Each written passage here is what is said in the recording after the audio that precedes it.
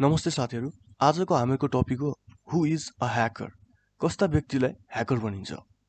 Hackers are the person who uses their skills and knowledge to compromise and to gain unauthorized access to the system, network, software, and hardware in order to destroy, steal sensitive information, or to perform malicious attack.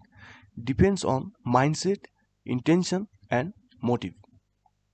Hacker भनेको यस्तो व्यक्ति हो जसले आफूसँग भएको skills र knowledge, सिप र ज्ञानको प्रयोग गरेर सेक्युरिटी कन्ट्रोल्सलाई कम्प्रोमाइज गर्छ र त्यो सिस्टम, नेटवर्क, सफ्टवेयर वा हार्डवेयरमा अनअथोराइज्ड एक्सेस प्राप्त गर्छ, कुनै सेन्सिटिभ इन्फर्मेसन चोरी गर्नको लागि वा मलिसियस एट्याक गर्नलाई। यो उसको मानसिकता, इच्छा र उद्देश्यमा निर्भर गर्छ।